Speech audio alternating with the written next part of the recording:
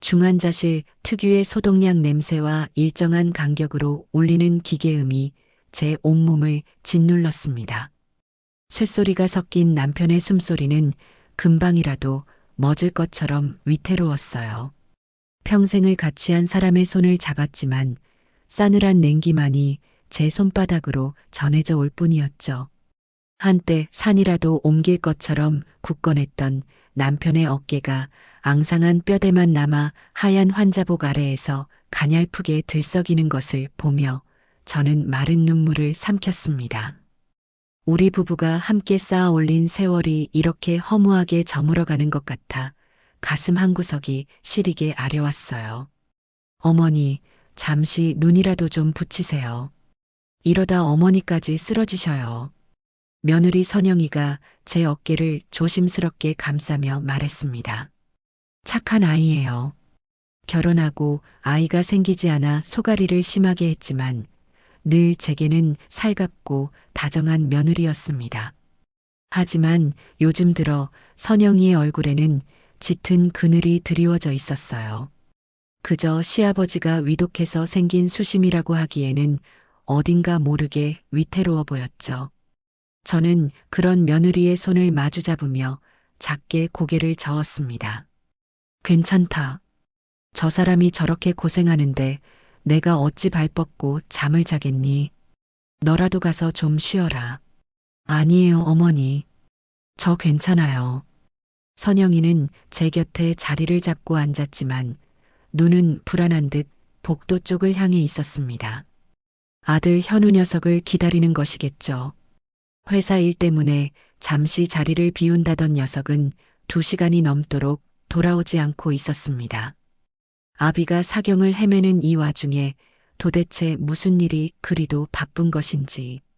처음에는 가업을 잇는 아들의 어깨가 무거울 것이라 애써 이해하려 했습니다. 집안의 기둥이 쓰러졌으니 이제 그 모든 짐을 젊은 아들이 짊어져야 한다는 생각에 안쓰러운 마음이 더 컸어요. 하지만 현우의 잦은 외출과 짧은 통화는 제 마음속에 작은 의심의 씨앗을 심기에 충분했습니다. 한참의 시간이 흘렀을까 드디어 현우가 모습을 드러냈어요. 값비싼 정장에서는 희미하게나마 향수 냄새가 풍겨왔습니다. 제가 아는 아들의 향취가 아니었어요. 어딘가 달콤하면서도 아찔한 젊은 여인의 것이 분명한 향이었습니다. 아버지는요? 좀 어떠세요? 현우는 남편의 얼굴을 한번 쓱 쳐다보고는 제게 물었습니다. 그 목소리에는 진정한 걱정보다는 의무적인 질문의 느낌이 더 강하게 묻어났죠. 저는 대답 대신 아들의 얼굴을 찬찬히 뜯어보았습니다. 피곤한 기색이 역력했지만 그 피곤함은 병간호의 고단함과는 종류가 다른 것처럼 보였어요. 똑같아. 의원님도 별다른 말씀이 없으시고 어디 다녀오는 길이냐? 회사에 무슨 큰일이라도 터진 게야? 아, 네. 뭐 좀 처리할 게 있어서요. 신경 쓰실 일 아니에요, 어머니. 녀석은 제 눈을 피하며 황급히 말을 돌렸습니다. 그리고는 주머니에서 휴대폰을 꺼내 무언가를 확인하기 시작했어요. 그 순간 제 눈에 들어온 것이 있었습니다. 현우의 와이셔츠 깃에 희미하게 묻어있는 붉은 자국. 처음에는 무엇인지 몰랐지만 자세히 보니 여자의 입술 자국과 비슷했습니다. 심장이 쿵 하고 내려앉는 기분이었어요. 설마 아닐 것이라고. 제 아들이 그럴 리가 없다고 수없이 되뇌었지만 한번 피어오른 의심은 검은 연기처럼 제 마음속을 가득 채우기 시작했습니다. 저는 더는 아무것도 묻지 않았습니다. 대신 조용히 일어나 잠시 바람 좀 쐬고 오겠다며 자리를 피했어요. 병원 주차장으로 내려가 아들의 차를 찾았습니다. 혹시나 하는 마음에 조수석 문을 열어보았죠. 역시나였습니다. 시트에는 제가 모르는 긴 머리카락 한 올이 떨어져 있었고 발 매트 위에는 작은 귀걸이 한쪽이 반짝이고 있었어요. 제 것이나 며느리 선영이의 것이 아닌 화려하고 값싼 디자인의 귀걸이였습니다.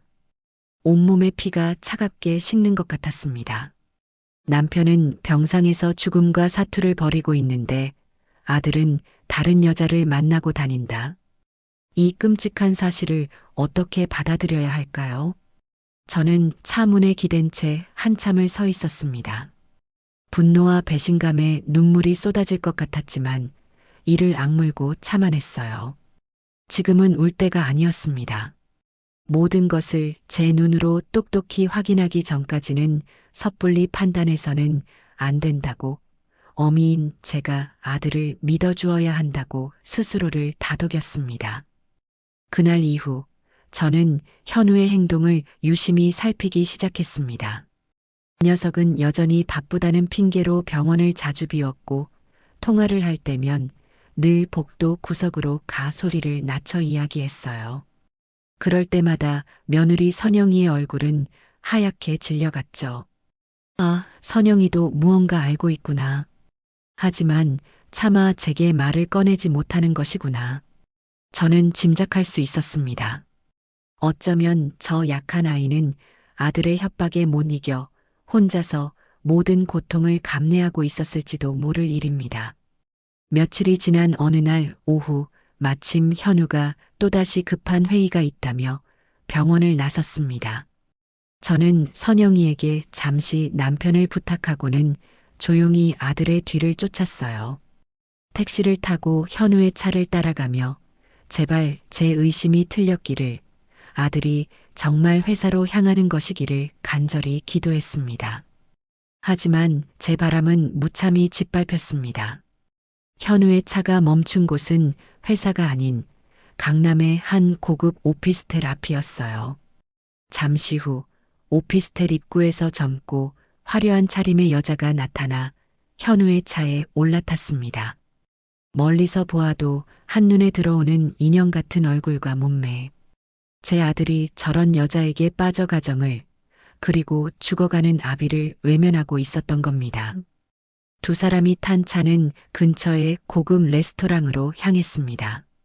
저는 택시기사에게 근처에 차를 세워달라고 부탁하고 레스토랑 안이 보이는 길 건너편에 자리를 잡았습니다. 창가에 앉은 두 사람은 세상에서 가장 행복한 연인처럼 보였어요. 현우는 여자의 머리를 쓰다듬고 여자는 까르르 웃으며 현우에게 음식을 먹여주었습니다. 그 다정한 모습을 보는 순간 제 안에 무언가가 와르르 무너져 내렸습니다. 그때였습니다. 주머니 속 휴대폰이 요란하게 울리기 시작했어요. 제 오랜 친구였습니다. 정희야, 나다. 지금 통화 괜찮니? 응, 괜찮아. 웬일이야, 이 시간에. 제 목소리가 심하게 떨리고 있다는 것을 느꼈습니다. 친구는 그런 제 상태를 눈치채지 못한 듯 조심스럽게 말을 이어갔어요.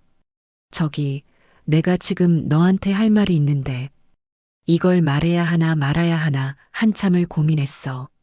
그래도 너는 알아야 할 것 같아서. 무슨 일인데 그래? 괜찮으니 어서 말해봐. 친구는 한참을 망설이다가 며칠 전 백화점 명품관에서 현우를 보았다고 했습니다. 젊은 여자와 팔짱을 꼭 끼고 가방을 고르고 있더라는 것이었죠. 너무 다정해 보여서 차마 아는 척을 할 수가 없었다고, 혹시 내가 사람을 잘못 본 것이 아닌가 싶어 며칠을 끙끙 앓았다고 했습니다. 친구의 말이 끝나자 저는 들고 있던 휴대폰을 떨어뜨릴 뻔했어요. 모든 퍼즐 조각이 맞춰지는 순간이었습니다. 정희야? 여보세요? 괜찮은 거니? 알려줘서 고맙다. 나중에 다시 통화하자. 저는 겨우 힘을 내어 대답하고는 전화를 끊었습니다. 그리고 다시 레스토랑 안을 바라보았어요. 현우는 마침 주문한 명품 가방이라도 되는 듯 여자에게 예쁜 상자를 건네고 있었습니다. 상자를 받아든 여자는 기쁨에 겨워 현우의 뺨에 입을 맞추었죠. 그 모습을 보고 있자니 헛웃음이 터져 나왔습니다. 남편의 병원비와 회사 운영 자금 때문에 제 소유의 작은 건물까지 처분해야 하나 고민하고 있던 이 시점에 제 아들은 아버지의 목숨값이나 다름없는 돈으로 다른 여자의 환심을 사고 있었던 겁니다. 더는 보고 있을 수가 없었습니다. 저는 천천히 몸을 돌려 병원으로 향하는 택시를 다시 잡아탔어요. 차창 밖으로 빠르게 스쳐 지나가는 도시의 풍경이 마치 다른 세상의 이야기처럼 느껴졌습니다. 병실에 도착하니 선영이가 수척해진 얼굴로 저를 맞았습니다. 제가 아무 말 없이 남편의 침대 곁으로 가자 선영이가 조심스럽게 물었어요. 어머니, 안색이 안 좋으세요. 어디 편찮으신 거예요? 저는 그런 며느리의 얼굴을 가만히 바라보았습니다. 너는 어디까지 알고 있느냐? 얼마나 오랫동안 혼자서 이 모든 고통을 참고 있었느냐? 묻고 싶은 말이 너무나도 많았지만 지금은 때가 아니었습니다. 저는 그저 선영이의 손을 한번 꾹 잡아주고는 남편의 곁에 앉아 앙상한 손을 다시 잡았습니다. 배신감에 떨리던 제 마음이 남편의 차가운 손을 잡자 거짓말처럼 차분하게 가라앉았어요. 이 사람, 평생을 가족을 위해 헌신한 이 사람을 위해서라도 저는 무너질 수 없었습니다. 제 아들이 저지른 이 끔찍한 잘못을 제가 어미로서 바로잡아야만 했습니다. 제 손으로 직접 이 지옥 같은 상황을 끝내야 한다고 조용히 그리고 차갑게 결심을 굳혔습니다. 친구와의 통화가 끝나고 병원으로 돌아오는 내내 제 머릿속은 차가운 분노로 들끓었습니다. 레스토랑 창가에서 웃고 떠들던 아들의 얼굴과 그 옆에 앉아있던 여자의 얼굴이 번갈아 떠올랐어요. 그 순간에 모든 것이 슬로 모션처럼 재생되는 듯 했습니다. 여자의 머리를 쓰다듬던 아들의 손길, 명품 가방을 받고 기뻐하며 입 맞추던 여자의 몸짓까지. 저는 택시 좌석에 몸을 깊게 묻은 채 두 주먹을 꽉 쥐었습니다. 손톱이 손바닥을 파고드는 아픔이 느껴졌지만 심장이 타들어가는 고통에 비하면 아무것도 아니었죠. 병실에 들어서자 선영이가 걱정스러운 얼굴로 다가왔지만 저는 애써 태연한 표정을 지으며 괜찮다고 말했습니다. 그리고 그날 밤 저는 남편의 오랜 지인이자 보안업체를 운영하는 지인에게 전화를 걸었습니다. 최 사장, 오랜만일세. 나 김정희일세. 형수님, 이게 얼마만입니까? 그런데 이 밤중에 어쩐 일이세요? 혹시 형님 일 때문에 그러십니까? 그것도 그렇지만 자네에게 개인적으로 부탁할 일이 있어서 그랬네. 저는 망설이지 않았습니다. 제 입으로 아들의 뒷조사를 부탁한다는 말이 쉽게 나오지는 않았지만 이 망설임이 더 큰 비극을 불러올 수 있다는 것을 직감했기 때문이에요. 저는 최 사장에게 자초지종을 설명하고 현우와 그 여자의 모든 것을 알아봐 달라고 부탁했습니다. 돈은 얼마가 들어도 좋으니 최대한 빠르고 정확하게. 제 목소리가 얼마나 단호했던지 최 사장은 군말 없이 알겠다고 대답해 주었습니다. 형수님, 아무 걱정 마십시오. 내일 바로 사람 붙이겠습니다. 그 말을 듣고서야 저는 겨우 전화를 끊을 수 있었습니다. 그날 밤 저는 한숨도 자지 못했습니다. 남편의 희미한 숨소리를 들으며 제 아들이 어쩌다 저 지경에 이르렀는지, 제가 무엇을 잘못 키운 것인지 밤새도록 자책하고 또 자책했어요. 하지만 후회만 하고 있을 수는 없었습니다. 이제부터는 제가 정신을 똑바로 차려야 했습니다. 이 모든 것을 알면서도 묵인한다면 그것은 어미로서의 직무유기이자 평생을 성실하게 살아온 제 남편에 대한 배신이었으니까요. 이틀 뒤 최 사장에게서 연락이 왔습니다. 결과는 제가 예상했던 것보다 훨씬 더 참담하고 추악했어요. 최 사장이 건넨 서류 봉투에는 현우와 그 여자가 호텔 주차장에서 진하게 입을 맞추는 사진부터 해외 리조트 수영장에서 다정하게 몸을 기댄 채 찍은 사진까지 수십 장이 들어 있었습니다. 여자의 신상도 금방 파악되었죠. 27살의 소셜미디어 인플루언서, 명품과 해외여행, 고급 레스토랑 사진을 올리며 소위 성공한 여성의 삶을 과시하고 있었지만 실장은 현우 같은 남자들에게 기생하여 살아가는 속 빈 강정 같은 여자였습니다. 더 기가 막힌 것은 현우가 그 여자의 환심을 사기 위해 회사 자금에까지 손을 댔다는 사실이었어요. 최 사장이 건넨 자료에는 현우가 법인카드로 결제한 명품 구매 내역과 호텔 숙박비 영수증, 그리고 출처가 불분명한 거액의 현금 인출 내역까지 상세하게 정리되어 있었습니다.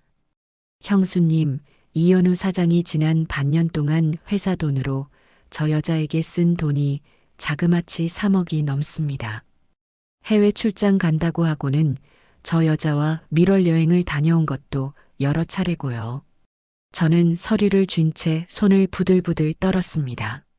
남편이 평생을 피땀 흘려 일군 회사의 돈이 아들의 노름 미천으로 저렇게 허무하게 사라지고 있었던 겁니다.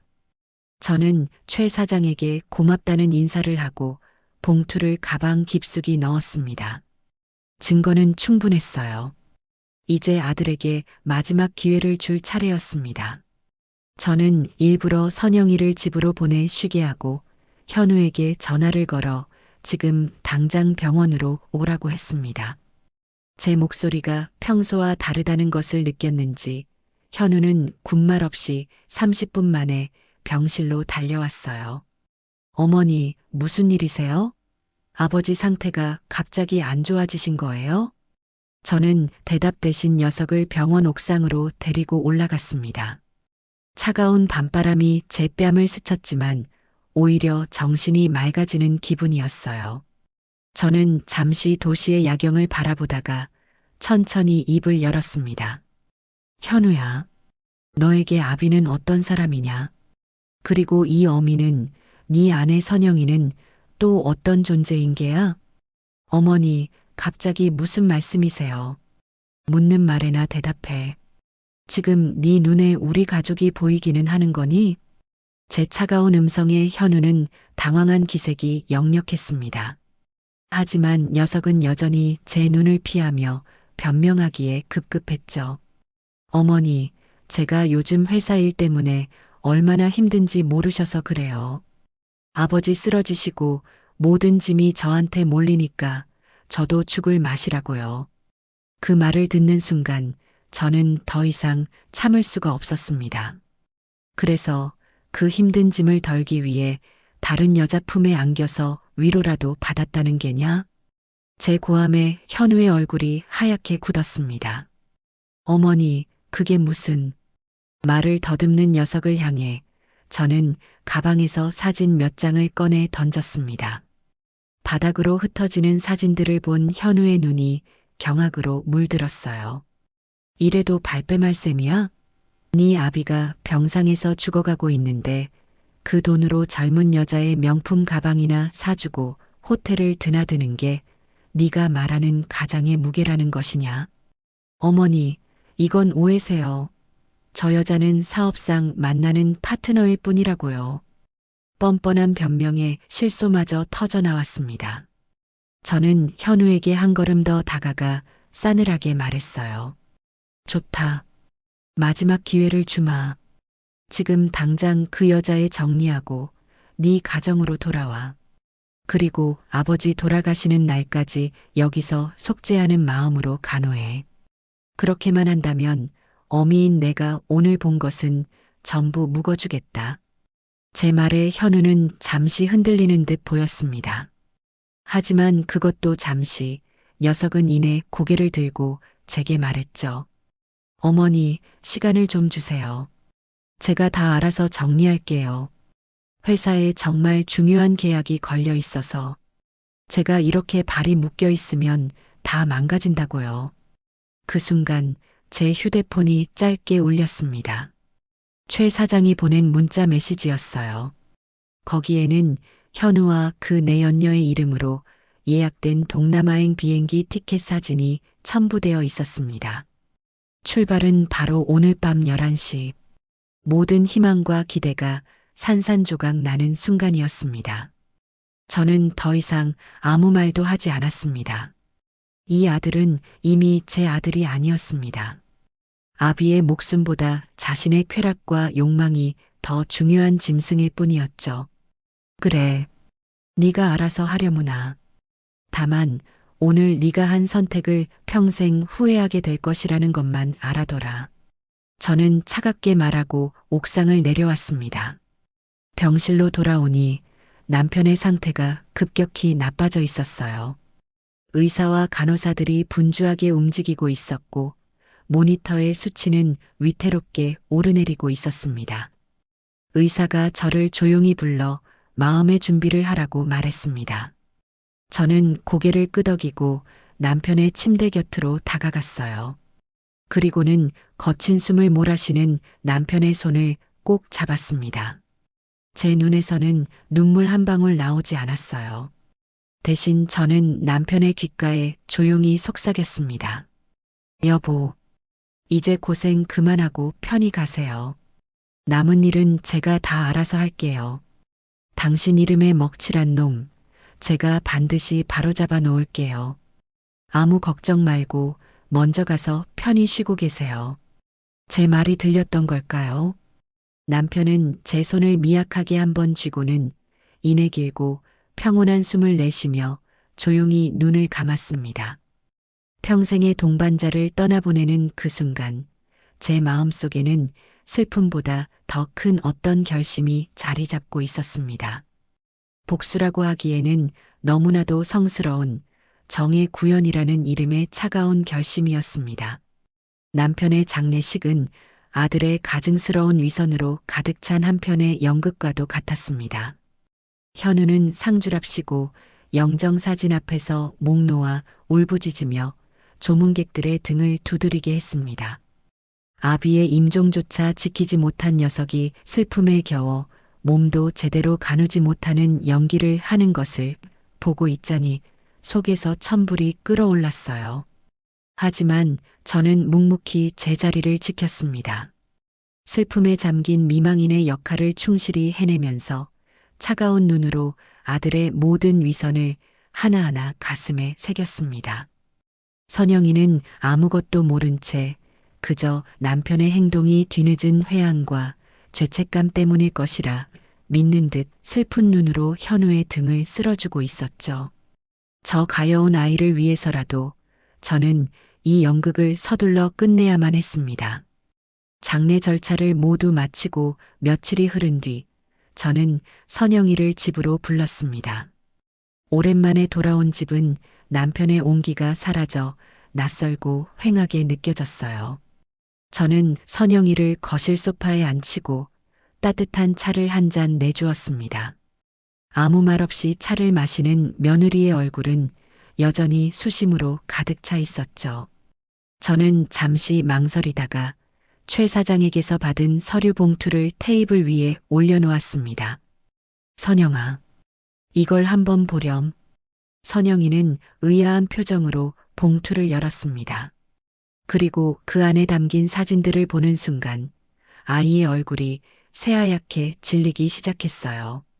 손에 들고 있던 찻잔을 떨어뜨릴 뻔한 것을 제가 겨우 붙잡아 주었습니다.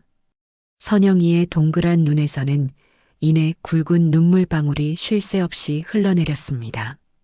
어머니, 죄송해요. 정말 죄송해요. 아이는 제게 용서를 빌며 오열했습니다. 저는 그런 선영이의 등을 조용히 쓸어주며 기다렸어요. 한참을 울던 선영이는 겨우 마음을 추스르고는 그동안 있었던 모든 일을 털어놓기 시작했습니다. 현우의 외도는 이미 1년도 더 된 일이라고 했습니다. 처음 그 사실을 알게 되었을 때 선영이는 현우에게 매달리며 제발 가정을 지켜달라고 애원했다고 해요. 하지만 현우는 오히려 아이도 낳지 못하는 주제에 어디서 큰 소리냐며 폭언을 퍼부었고 만약 이 사실을 외부에 알리면 가만두지 않겠다고 협박까지 했다고 합니다. 친정에 알려 도움을 청하려 해도 평생을 어렵게 살아온 부모님께 짐이 될 수 없어 혼자서 모든 고통을 끌어안고 있었다는 것이었어요. 제가 너무 한심하죠, 어머니. 그냥 조용히 참고 살면 언젠가는 남편이 돌아올 거라고 그렇게 바보 같은 희망을 품고 있었어요. 저는 우는 며느리를 가만히 끌어안았습니다. 한심한 것이 아니라 너무나도 안쓰럽고 가여웠어요. 제 아들이라는 작자가 한 여자의 인생을 얼마나 철저하게 짓밟아 놓았는지 깨닫는 순간 분노는 극에 달했습니다. 저는 선영이의 눈물을 닦아주며 단호하게 말했습니다. 선영아, 이제부터는 내 말만 듣거라. 너는 더 이상 그놈의 아내가 아니라 내 딸이다. 내가 너를 지켜줄 것이야. 그러니 너는 아무 걱정 말고 이혼할 준비만 하렴. 어머니 하지만 제가 어떻게 못할 것 없다. 내가 다 알아서 할 것이니 너는 그저 마음만 굳게 먹으면 돼. 알겠니? 제 단호한 말에 선영이는 잠시 놀란 듯 저를 바라보더니 이내 결심이 선 듯 굳게 고개를 끄덕였습니다. 그제야 제 마음도 조금은 놓이는 것 같았어요. 다음 날 저는 남편의 유산을 정리하기 위해 수소문 끝에 젊고 유능하다는 변호사를 찾아갔습니다. 그의 이름은 박민준. 서초동의 낡은 건물에 자리한 그의 사무실은 작고 소박했지만 단정하게 정돈된 모습에서 그의 성품을 엿볼 수 있었죠. 그는 고아 출신이라는 어려운 환경 속에서도 악착같이 공부해 사법고시에 합격한 입지전적인 인물이었습니다.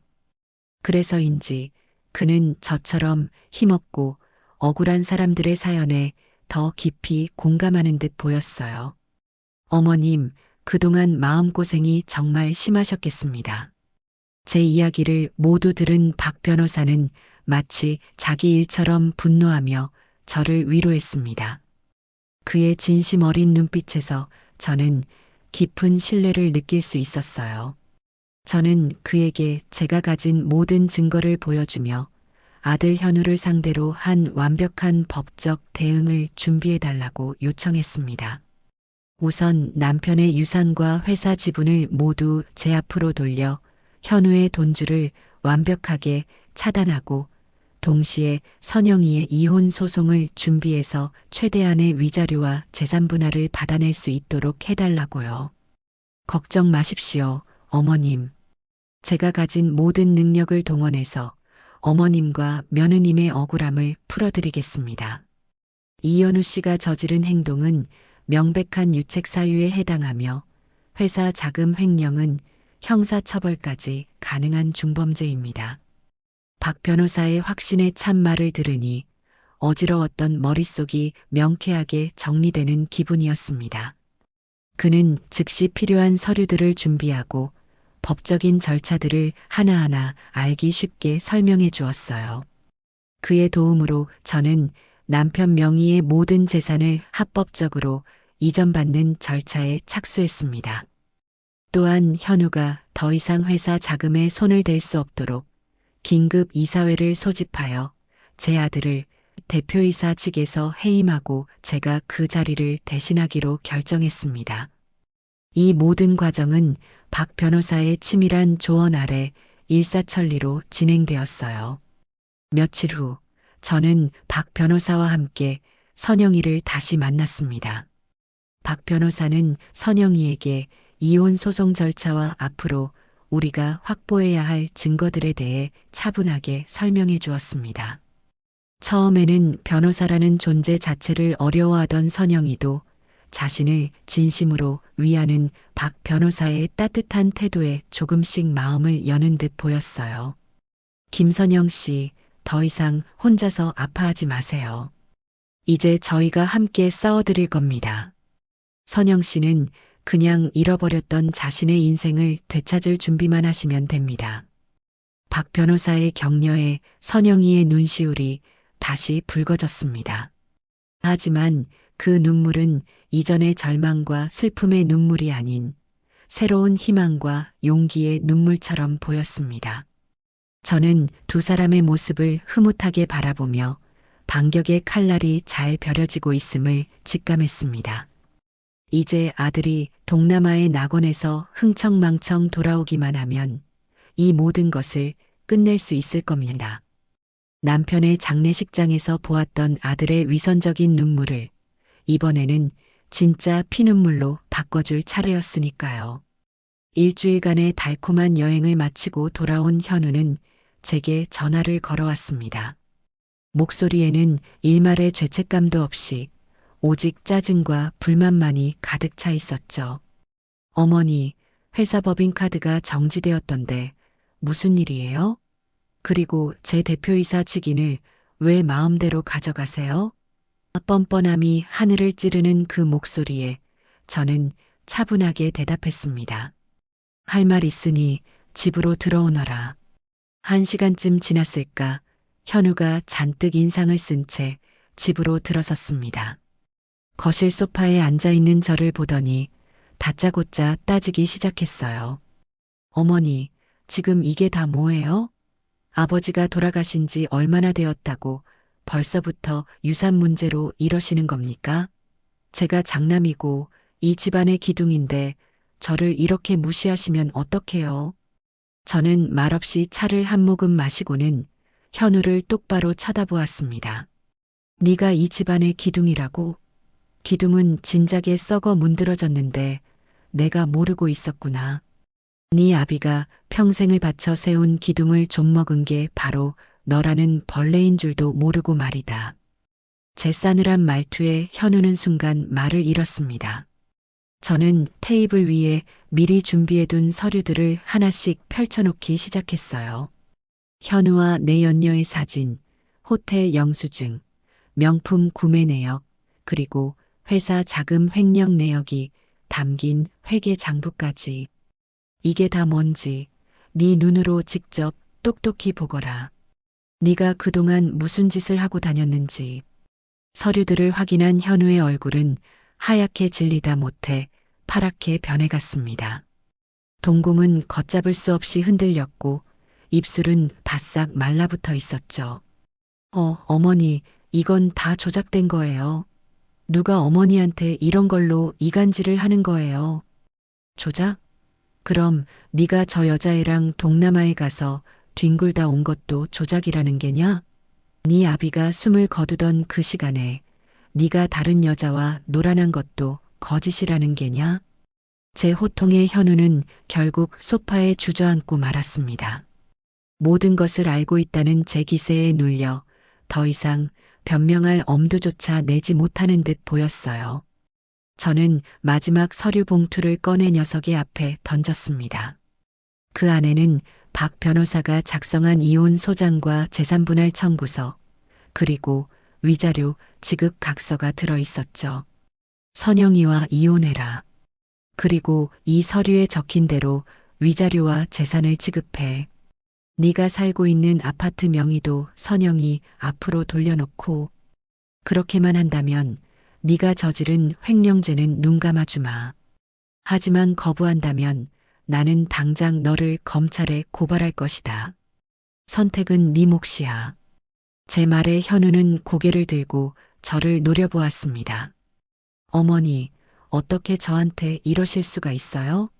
제가 어머니 아들이잖아요. 그 녀석은 이제 동정심에 호소하는 작전을 쓰는 듯 했습니다. 하지만 제 마음은 이미 얼음장처럼 차갑게 식어버린 뒤였어요. 너는 더 이상 내 아들이 아니다. 네 아비의 마지막 길을 외면하고 제 아내를 배신한 순간부터 너는 내 자식이길 포기한 게야. 당장 이 서류에 도장을 찍어. 하지만 현우는 끝까지 버텼습니다. 자신이 뭘 그렇게 잘못했냐며 남들도 다 아는 바람 한 번 피운 것 가지고 너무하는 것 아니냐며 적반하장으로 나왔죠. 결국 저는 말없이 자리에서 일어나 제 방으로 들어갔습니다. 그리고는 박 변호사에게 전화를 걸어 계획대로 진행해달라고 말했어요. 다음 날부터 모든 것이 속전속결로 진행되었습니다. 박 변호사는 즉시 현우를 업무상 횡령 혐의로 검찰에 고발했고 모든 언론사에 이 사실을 알렸습니다. 유명 중소기업 오너 2세, 아버지 병상에 있을 때 회사 돈 빼돌려 내연녀와 해외여행이라는 자극적인 제목의 기사들이 인터넷을 도배하기 시작했어요. 현우의 이름과 그 내연녀의 얼굴, 심지어 그녀가 운영하던 소셜미디어 계정까지 공개되었습니다. 상황이 이렇게 되자 가장 먼저 등을 돌린 것은 내연녀였습니다. 현우의 돈줄이 막히고 사회적으로 매장당할 위기에 처하자 그녀는 모든 잘못을 현우에게 떠넘기기 시작했어요. 자신은 유부남인 줄 몰랐다. 현우가 끈질기게 접근해서 어쩔 수 없이 만났다며 거짓 인터뷰를 하고 자신에게 유리한 증거라며 현우와 나눈 메시지들을 공개하기까지 했습니다. 그야말로 진흙탕 싸움이었죠. 회사는 발칵 뒤집혔고 거래처들은 줄줄이 계약을 파기했습니다. 현우는 검찰 조사를 받게 되었고 출국 금지 조치까지 내려졌습니다. 그가 가진 모든 것을 한순간에 잃게 된 것이죠.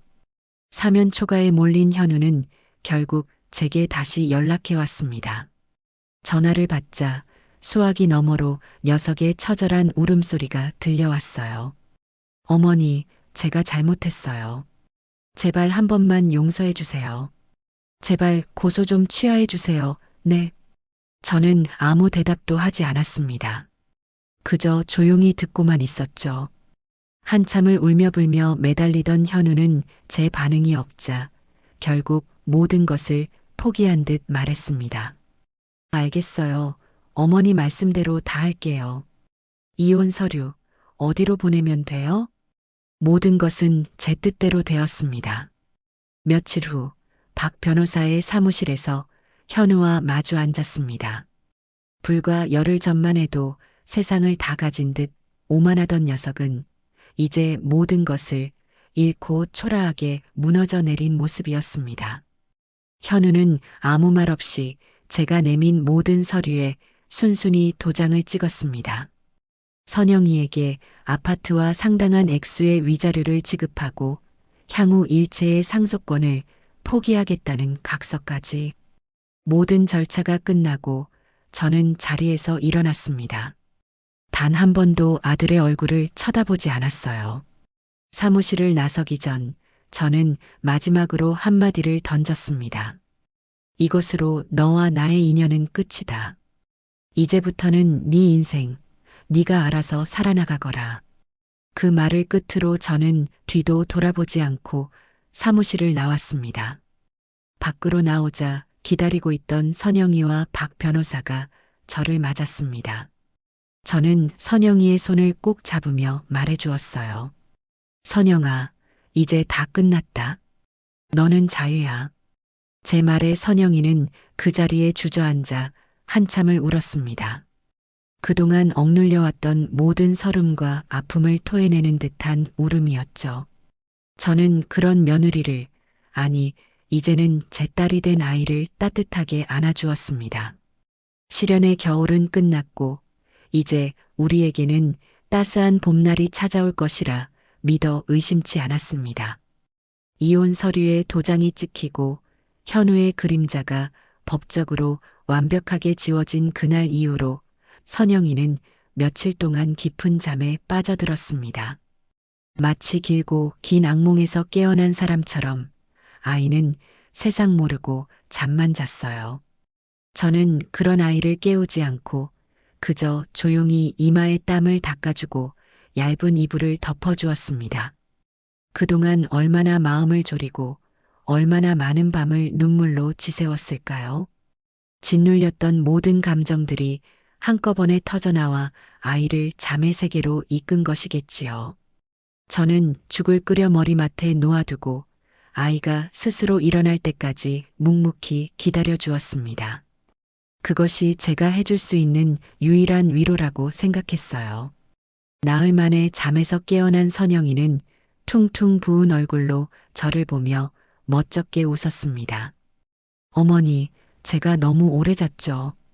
죄송해요. 저는 괜찮다는 의미로 아이의 머리를 쓰다듬어 주며 따뜻하게 데운 죽을 건넸습니다.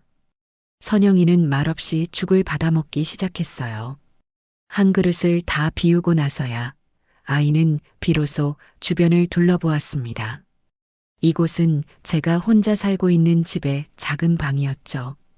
이혼 절차가 마무리된 후 저는 선영이에게 갈 곳이 정해질 때까지 당분간 여기서 함께 지내자고 제안했습니다.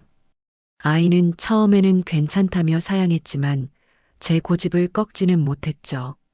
앞으로 어떻게 할 생각이니? 친정 부모님께는 말씀드렸고, 제 질문에 선영이는 고개를 저었습니다. 아직요. 뭐라고 말씀드려야 할지 걱정하실까봐 차마 입이 떨어지지 않아요. 그리고 앞으로 뭘 해야 할지도 솔직히 잘 모르겠어요. 어머니. 아이의 목소리에는 깊은 무력감과 막막함이 묻어났습니다. 결혼 생활 내내 현우와 시댁의 눈치를 보며 자신의 삶을 잃어버린 채 살아왔으니 갑자기 주어진 자유가 오히려 두렵고 낯설게 느껴지는 것이 당연했습니다. 저는 아이를 다그치지 않았어요. 조급하게 생각할 것 없다. 세상 모든 일에는 순서가 있는 법이야. 지금 너에게 필요한 건 앞으로 뭘 할지 계획하는 게 아니라 그동안 고생한 너 자신을 다독여주는 시간이란다. 그러니 아무 생각 말고 여기서 편히 쉬면서 몸부터 추스르렴.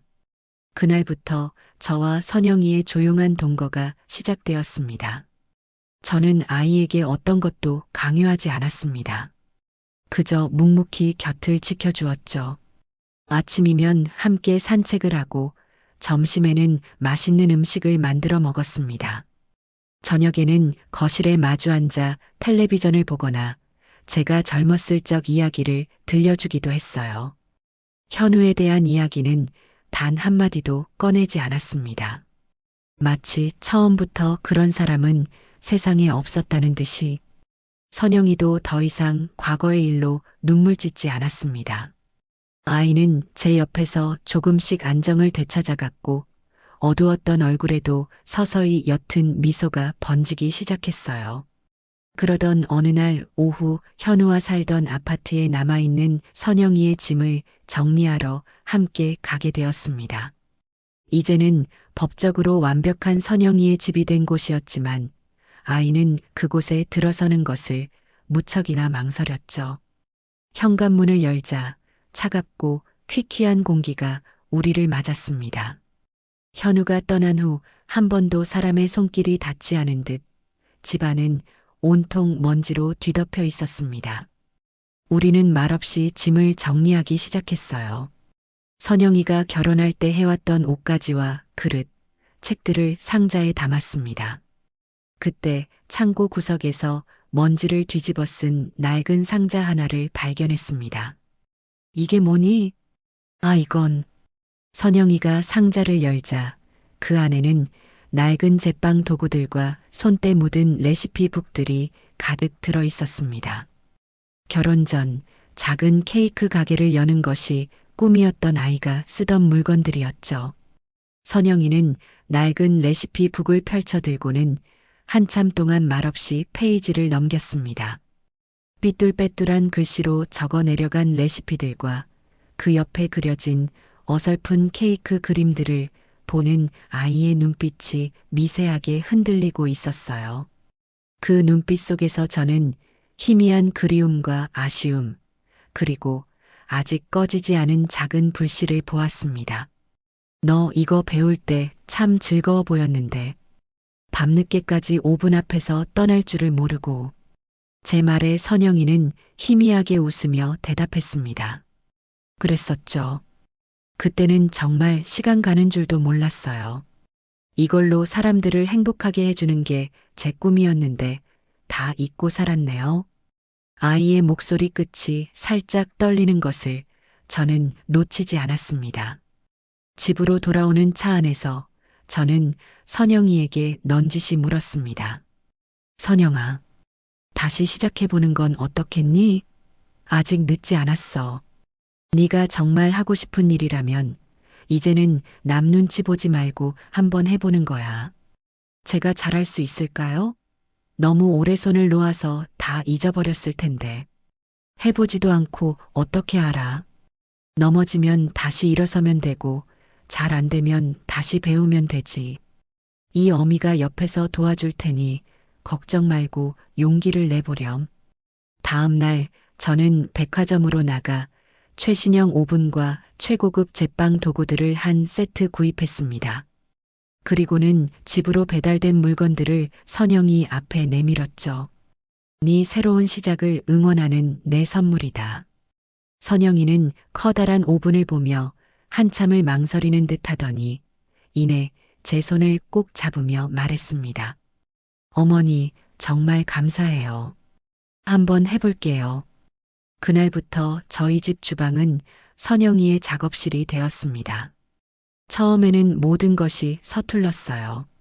계량을 잘못해서 반죽을 망치기 일쑤였고 온도 조절에 실패해서 빵을 태우기도 했습니다. 하지만 아이는 포기하지 않았습니다. 매일 밤늦게까지 인터넷으로 레시피를 찾아보고 제빵 관련 서적들을 독파하며 열정을 불태웠죠. 그리고 얼마 지나지 않아 저희 집은 매일 고소하고 달콤한 빵 냄새로 가득 차기 시작했습니다. 처음으로 제법 그럴듯한 모양의 식빵이 오븐에서 나왔을 때 우리는 마치 어린아이처럼 손뼉을 치며 기뻐했습니다. 그 무렵 박민준 변호사가 저희 집을 종종 찾아오기 시작했습니다. 이혼 절차가 마무리된 후에도 재산 관련 서류 정리가 남았다거나 세금 문제를 확인해야 한다는 그럴듯한 핑계를 대면서요. 저는 그의 속내를 모르는 바 아니었지만 모른 척 반갑게 그를 맞이했습니다. 박 변호사는 올 때마다 선영이가 만든 어설픈 빵과 쿠키들을 세상에서 가장 맛있는 음식인 양 칭찬하며 먹어주었어요. 와, 김선영 씨. 이건 정말 파는 것보다 더 맛있는데요? 혹시 제빵사로 전업하실 생각은 없으세요? 박 변호사의 너스레에 선영이는 얼굴을 붉히며 손사래를 쳤습니다. 아니에요, 변호사님. 아직 한참 멀었어요. 그냥 취미로 하는 건데요, 뭘. 취미로 하시기에는 실력이 너무 아까운데요. 나중에 가게 여시면 제가 1호 손님으로 매일 출근 도장 찍겠습니다. 두 사람이 식탁에 마주 앉아 빵을 먹으며 두런두런 이야기를 나누는 모습을 보고 있자니 제 입가에도 저절로 미소가 번졌습니다. 현우와 함께 있을 때 늘 그늘져 있던 선영이의 얼굴이 박 변호사 앞에서는 편안하고 밝아 보였어요. 박 변호사 역시 마찬가지였습니다. 딱딱한 법률 용어를 말할 때와는 전혀 다른 부드럽고 다정한 눈빛으로 선영이를 바라보고 있었죠. 예의 바르고 반듯하면서도 사람을 편안하게 해주는 매력이 있는 청년이었어요. 어느 주말에는 제가 일부러 밀가루와 설탕 포대를 대량으로 주문했습니다. 그리고는 박 변호사에게 전화를 걸어 허리가 아파서 도저히 옮길 수가 없으니 잠시 와서 도와줄 수 있겠냐고 부탁했죠. 박 변호사는 한달음에 달려왔습니다.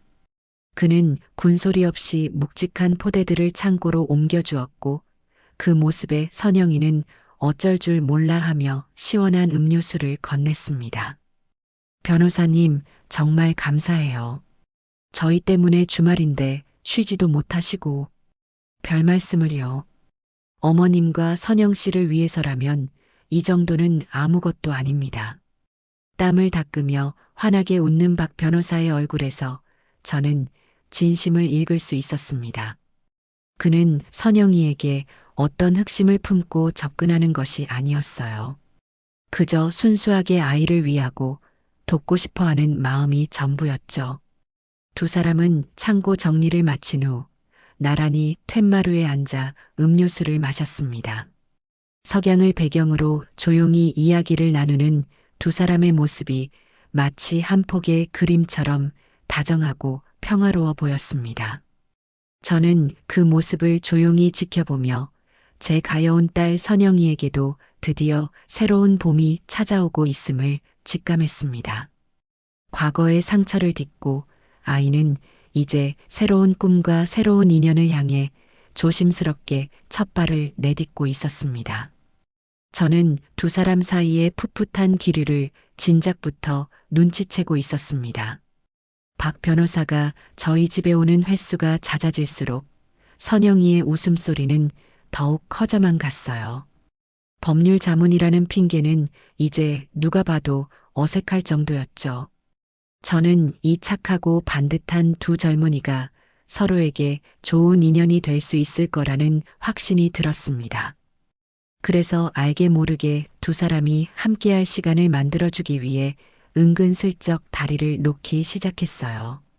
소위 말하는 어머니표 큐피드 역할을 자처한 셈입니다.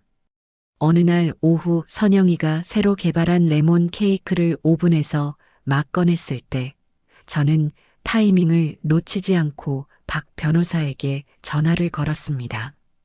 박 변호사, 혹시 시간 괜찮으면 잠시 들러요. 지난번에 말했던 상속세 관련해서 궁금한 게 있어서 그래. 물론 상속세 문제는 이미 다 해결된 뒤였지만 박 변호사는 제 속내를 눈치챘는지 못 챘는지 기꺼이 오겠다고 대답했습니다. 잠시 후 집에 도착한 박 변호사를 보며 선영이는 살짝 놀란 눈치였지만 이내 갓 구운 케이크와 차를 정성껏 내왔어요. 어머, 변호사님 오셨어요? 마침 케이크를 구웠는데 한번 드셔보세요. 정말입니까? 제가 또 어떻게 타이밍을 이렇게 잘 맞췄네요. 감사합니다, 선영 씨. 박 변호사는 포크로 케이크를 한 입 맛보더니 눈을 동그랗게 뜨고는 감탄사를 연발했습니다. 와, 이건 정말 지금까지 제가 먹어본 케이크 중에 단연 최고입니다. 상큼하면서도 부드러운 게 꼭 선영 씨를 닮은 것 같네요. 칭찬에 인색하지 않은 그의 말에 선영이의 두 뺨이 복숭아빛으로 물들었습니다. 저는 슬그머니 자리를 피해주며 말했죠. 나는 뒷마당에 화초들 좀 보고 올 테니 둘이서 차 마시면서 천천히 이야기 나누고 있어요. 두 사람은 제 말에 어색하게 웃으며 고개를 끄덕였습니다. 제가 뒷마당에서 한참 동안 화초를 돌보는 척하는 사이 거실에서는 두 사람의 나지막한 대화 소리와 웃음소리가 간간히 흘러나왔습니다. 이런 식의 우연한 만남은 그 후로도 몇 번이나 더 이어졌습니다.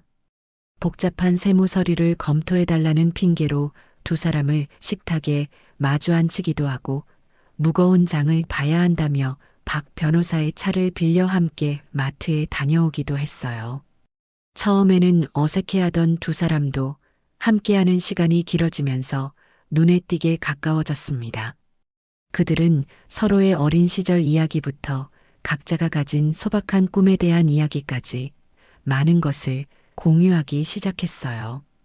박 변호사는 부모님 없이 친척집을 전전하며 외롭게 자라온 자신의 과거를 담담하게 털어놓았습니다. 그래서 늘 따뜻하고 화목한 가정을 꾸리는 것이 평생의 꿈이었다고 말했죠. 선영이는 그런 그의 아픔에 진심으로 공감하며 위로를 건넸습니다. 그리고 자신 역시 결혼 생활 동안 잃어버렸던 자존감과 꿈을 베이킹을 통해 다시 찾아가고 있다고, 언젠가는 자신만의 작은 가게를 열고 싶다는 소망을 수줍게 고백했습니다. 가게라니 정말 멋진 생각인데요. 선영 씨의 빵이라면 분명히 동네에서 제일 유명한 빵집이 될 거예요. 제가 법률 자문은 물론이고 가게 홍보까지 책임지겠습니다. 박 변호사는 마치 자기 일처럼 기뻐하며 선영이를 응원했습니다.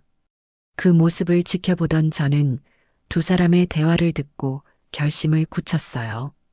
다음 날 저는 선영이와 박 변호사를 불러 모으고는 통장 하나를 내밀었습니다. 선영아, 이건 내가 너에게 주는 투자금이다. 네가 가게를 여는데 보태 쓰렴. 대신 조건이 있어. 가게가 성공하면 나중에 원금만 갚고 수익금으로는 너보다 더 어려운 사람들을 돕는 데 쓰는 거야. 할 수 있겠니? 제 갑작스러운 제안에 선영이는 물론이고 박 변호사까지 깜짝 놀라 입을 다물지 못했습니다. 선영이는 눈물을 글썽이며 괜찮다고, 이렇게 큰 돈을 받을 수 없다고 손사래를 쳤지만 저는 단호했습니다. 이건 내 딸의 꿈을 위한 투자야. 그러니 사양하지 말고 받아.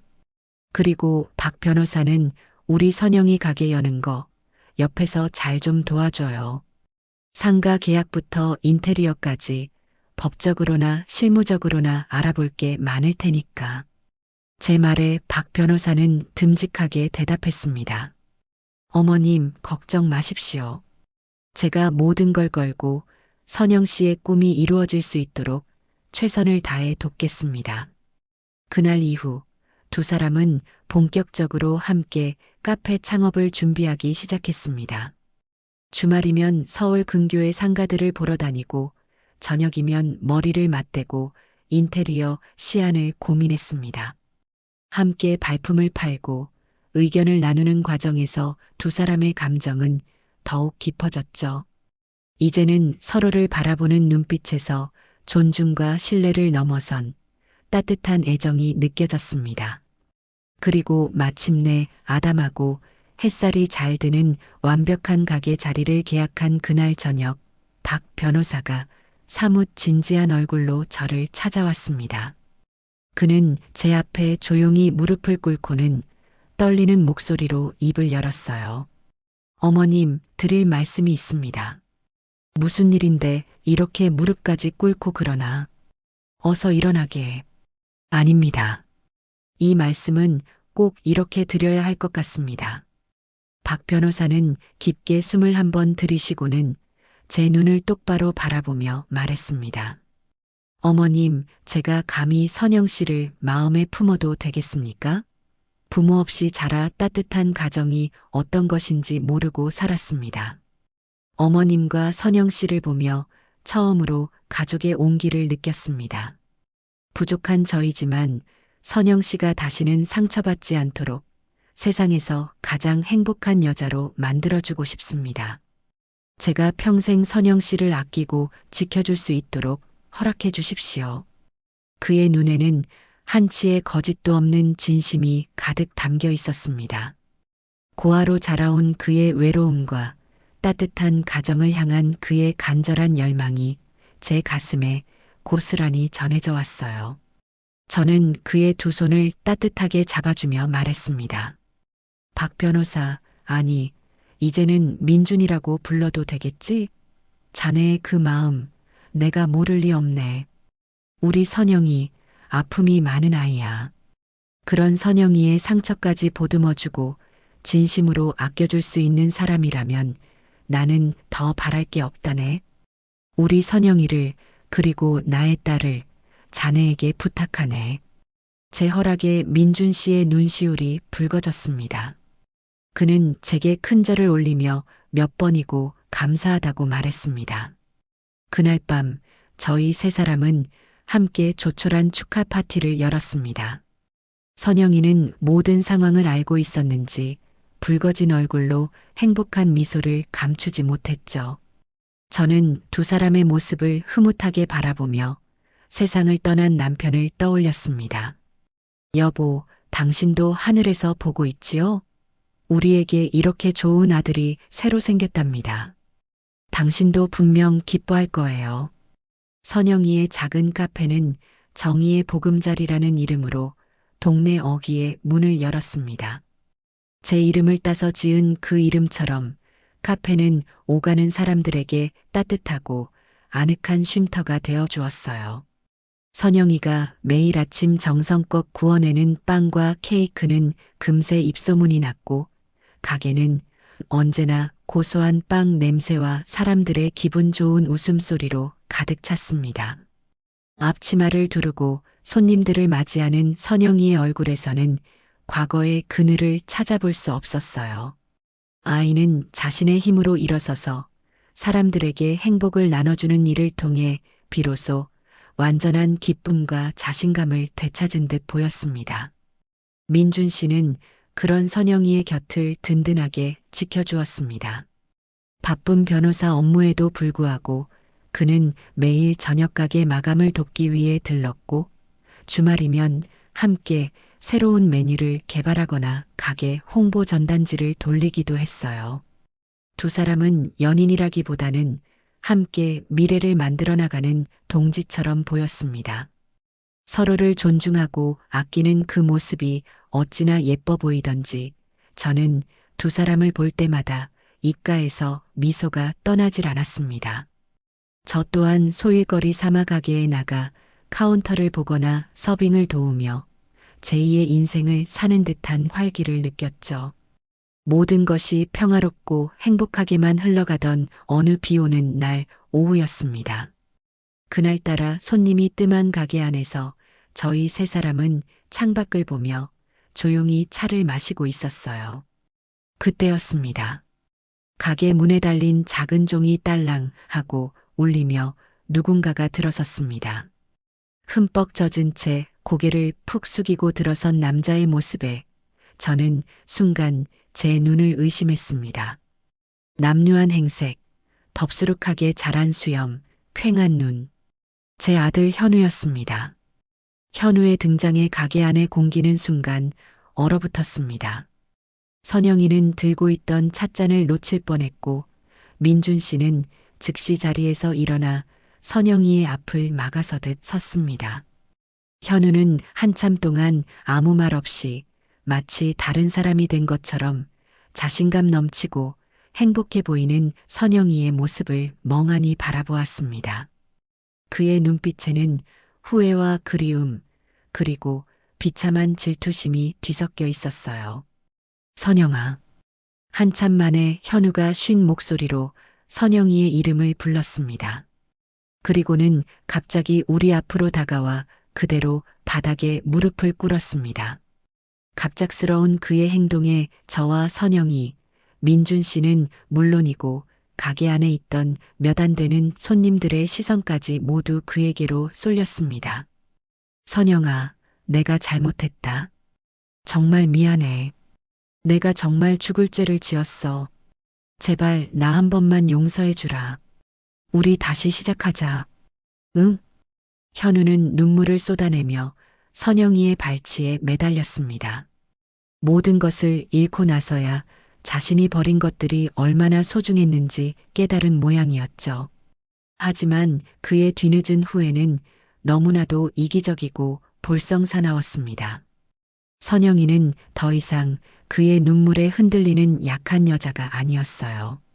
아이는 차갑게 식은 눈으로 바닥에 엎드린 현우를 내려다보았습니다.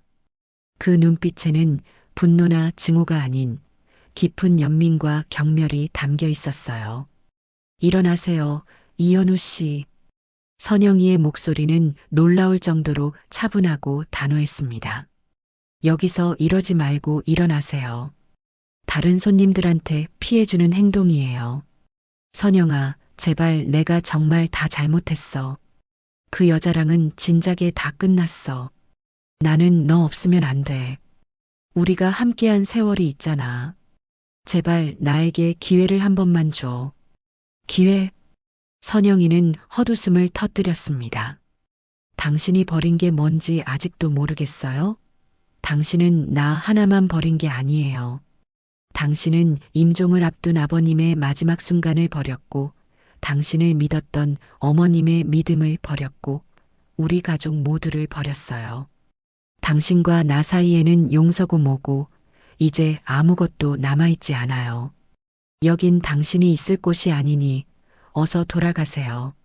선영이의 말이 끝나자마자 옆에 서 있던 민준 씨가 조용히 그녀의 어깨를 감싸주었습니다. 그 모습에 현우의 눈이 번뜩였습니다. 후회로 가득 찼던 그의 얼굴이 순식간에 시커먼 질투와 분노로 물들었어요. 너 뭐야? 너 때문에 선영이가 변했어. 네가 뭔데 내 아내 옆에 서 있는 거야. 이성을 잃은 현우가 벌떡 일어나 선영이의 팔을 거칠게 잡아채려 했습니다. 그 순간 민준 씨가 한 발 앞으로 나서며 현우의 앞을 막아섰습니다. 손대지 마시죠. 김선영 씨는 이제 당신 아내가 아닙니다. 두 남자 사이에 험악한 기운이 감도는 일촉즉발의 상황. 가게 안은 숨막히는 정적으로 가득 찼습니다. 그때 가게 안쪽 휴게실에서 쉬고 있던 제가 문을 열고 나타났습니다. 저는 소란을 듣고 이미 모든 상황을 파악하고 있었죠. 저는 천천히 현우에게로 걸어갔습니다.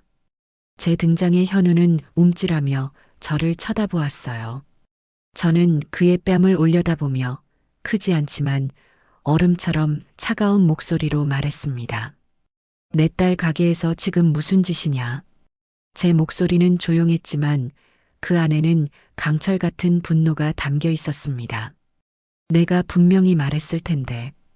다시 한번 내 아이들 앞에 나타나면 그때는 정말 너를 자식으로 생각하지 않을 거라고. 내 말이 우습게 들렸나 보구나. 어머니 저는 그냥 선영이한테 용서를 빌려고.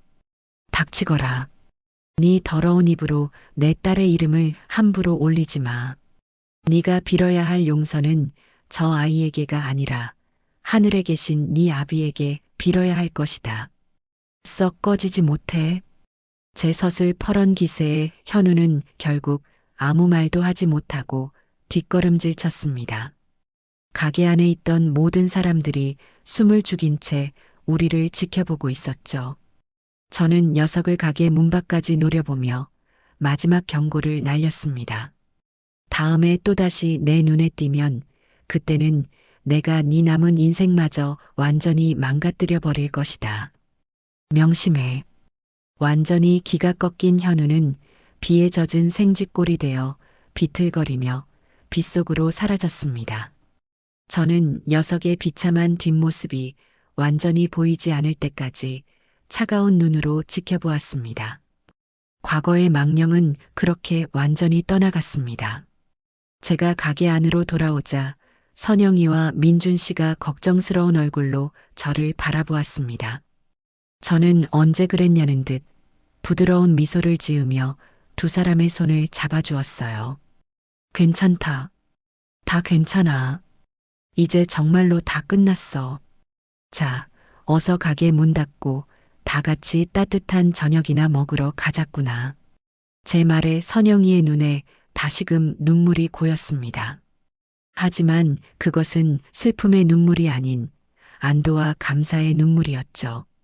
우리는 서로를 의지하며 가게를 나섰습니다.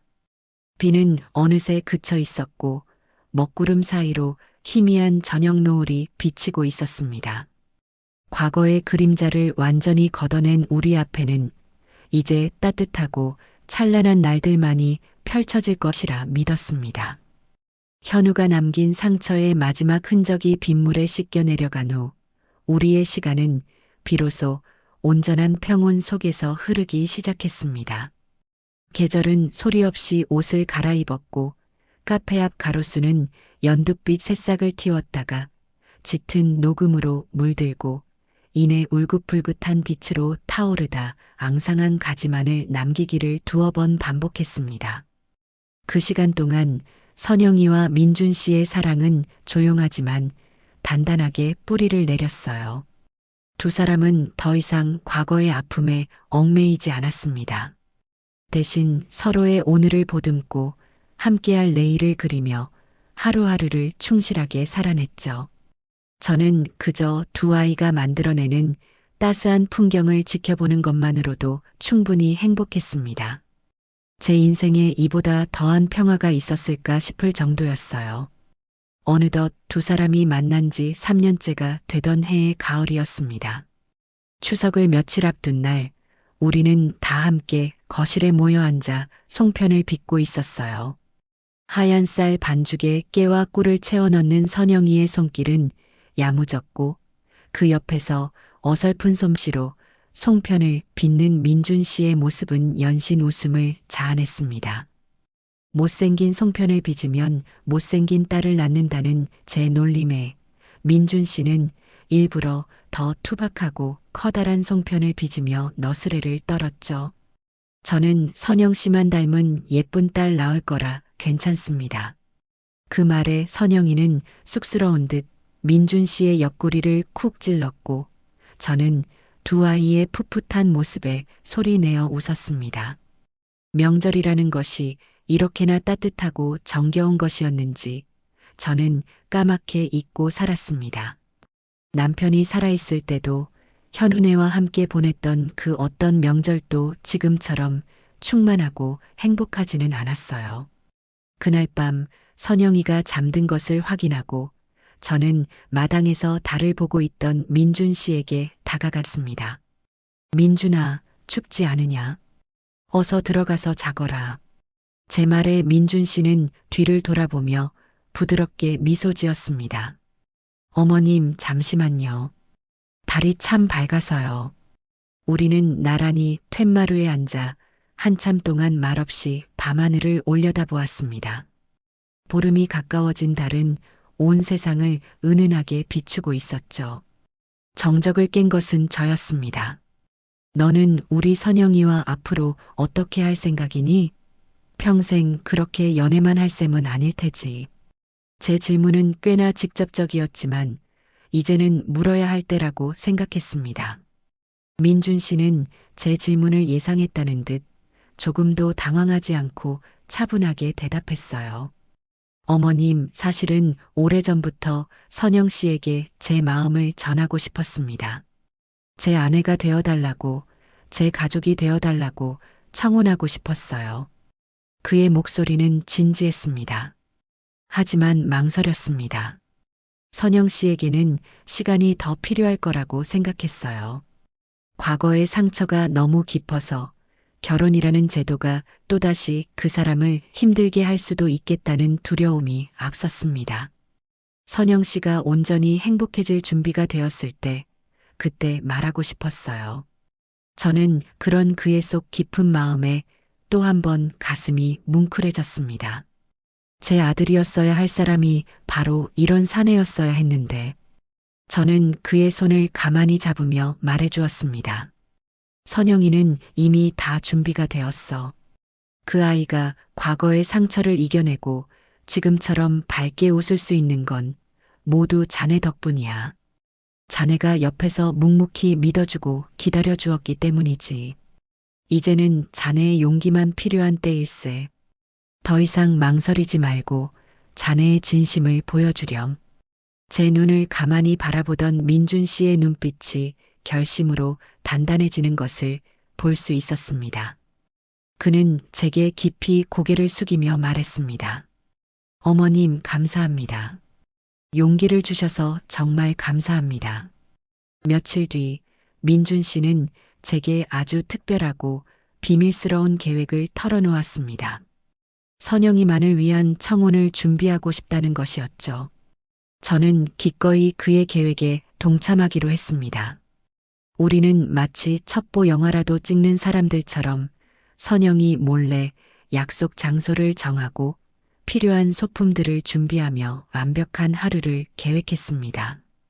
청혼의 날로 정해진 그날 저녁, 저는 계획대로 선영이에게 트집을 잡기 시작했습니다. 선영아, 가게에 새로 들여놓을 원두가 있는데 아는 분이 샘플을 좀 보내주셨거든. 오늘 아니면 맛을 못 본다는데 같이 가서 좀 보고 오자. 제 어설픈 연기에도 착한 선영이는 아무런 의심 없이 저를 따라 나섰습니다. 우리가 차를 타고 떠나자마자 민준 씨와 그의 든든한 지원군들이 카페 안으로 들어섰습니다. 일부러 먼 길을 돌아 약속 장소에 도착한 뒤 저는 또다시 핑계를 댔습니다. 어머나, 내가 정신 좀 봐. 오늘 마감 정산하는 걸 깜빡하고 그냥 나왔네. 어쩌지? 너 먼저 가게에 들어가서 포스기 좀 확인해 주면 안 될까? 나는 차 돌려서 주차하고 바로 뒤따라 갈게. 선영이는 어머니도 참하고 웃으며 차에서 내렸습니다. 그리고 카페 문고리를 잡는 그 순간까지도 자신의 인생에서 가장 빛나는 순간이 기다리고 있다는 것을 전혀 눈치채지 못했죠. 선영이가 문을 열고 들어선 카페는 평소와는 전혀 다른 세상이었습니다. 어두워야 할 내부는 수백 개의 작은 LED 촛불과 천장에 매달린 은하수 조명으로 신비로운 빛을 발하고 있었습니다. 바닥에는 붉은 장미 꽃잎이 융단처럼 깔려 있었고 그 길의 끝에는 민준 씨가 세상에서 가장 멋진 수터 차림으로 서 있었어요. 카페의 스피커에서는 두 사람이 함께 보았던 영화의 사운드 트랙이 잔잔하게 흘러나오고 있었습니다. 선영이는 눈을 동그랗게 뜨고 꿈을 꾸는 듯한 표정으로 그 자리에 얼어붙었습니다. 민준 씨가 천천히 다가가 손을 내밀었습니다. 선영 씨, 많이 놀랐죠? 잠시 저와 함께 걸어줄래요? 그는 선영이의 손을 잡고 꽃잎이 깔린 길을 천천히 걸으며 준비한 이야기를 시작했습니다. 우리가 처음 만났던 날 기억나요? 어머님 사무실에서 처음 선영 씨를 보았을 때 저는 세상의 모든 슬픔을 다 짊어진 듯한 그 눈빛을 잊을 수가 없었어요. 그때 다짐했습니다. 저 사람의 눈에서 눈물이 아니라 웃음을 찾아주고 싶다고. 함께 카페를 준비하며 선영 씨가 조금씩 웃음을 되찾고 자신의 꿈을 향해 나아가는 모습을 보며 저는 기쁨을 느꼈고 동시에 사랑에 빠졌습니다.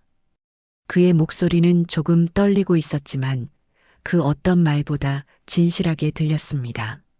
저는 선영 씨의 아픈 과거까지도 모두 사랑합니다. 하지만 이제는 그 과거가 아닌 저와 함께 만들어갈 미래를 선물하고 싶습니다. 두 사람은 어느새 가게 중앙에 멈춰 섰습니다. 민준 씨는 선영이 앞에 부드럽게 한쪽 무릎을 꿇고 벨벳으로 된 작은 반지 상자를 열었습니다. 그 안에는 소박하지만 햇살처럼 따뜻한 빛을 내는 작은 시트린 반지가 들어 있었어요. 당신의 탄생석이라고 들었습니다. 다이아몬드처럼 화려하지는 않지만 당신처럼 따뜻하고 맑은 이 반지가 당신을 평생 지켜주었으면 좋겠습니다. 민준 씨는 반지를 꺼내 들고 눈물이 가득 고인 선영이의 눈을 바라보며 말했습니다. 김선영 씨, 저의 아내가 되어주시겠습니까? 제 남은 인생 전부를 당신의 행복을 위해 사용할 수 있도록, 제가 당신의 남편이 될 수 있도록 허락해 주시겠어요? 선영이는 흐느끼며 고개를 세차게 끄덕였습니다. 네네, 그럴게요. 민준 씨. 민준 씨가 선영이의 손가락에 반지를 끼워주는 순간 카페 구석에 숨어있던 그의 친구들과 제가 주차장에서 달려와 폭죽을 터뜨리며 환호성을 질렀습니다. 선영이는 그제야 모든 것이 계획된 상황이었음을 깨닫고 눈물 젖은 얼굴로 활짝 웃었습니다. 그날 밤 우리의 작은 카페는 세상 그 어떤 화려한 연회장보다 더 찬란한 사랑과 축복으로 가득 찼습니다. 우리의 결혼 준비는 그날의 청혼처럼 따뜻하고 소박하게 진행되었습니다. 우리는 결혼이라는 형식에 얽매이기보다는 진정한 가족이 되어가는 과정을 즐기기로 했어요. 가장 먼저 한 일은 민준 씨의 가족에게 인사를 드리러 간 것이었습니다. 고아였던 민준 씨에게는 그를 아들처럼 아껴준 보육원의 원장 수녀님과 학창시절 물심양면으로 그를 도와주신 늙은 서점 주인 부부가 유일한 가족이었습니다. 우리는 선영이가 직접 구운 케이크와 제가 정성껏 마련한 선물을 들고 그분들을 찾아뵈었습니다. 원장 수녀님은 민준 씨의 손을 잡고 눈물을 흘리셨고 서점 주인 할아버지는 우리 아들이 드디어 장가를 가는구나 하며 껄껄 웃으셨습니다. 그분들은 선영이를 친딸처럼 따뜻하게 맞아주었고 우리는 진짜 가족이 된 듯한 충만함을 느꼈습니다. 선영이의 웨딩드레스는 화려함보다는 단아함을 기준으로 골랐습니다. 몇 군데의 드레스숍을 돌아다닌 끝에 우리는 목까지 올라오는 레이스와 긴 소매가 고전적인 아름다움을 자아내는 드레스를 선택했습니다.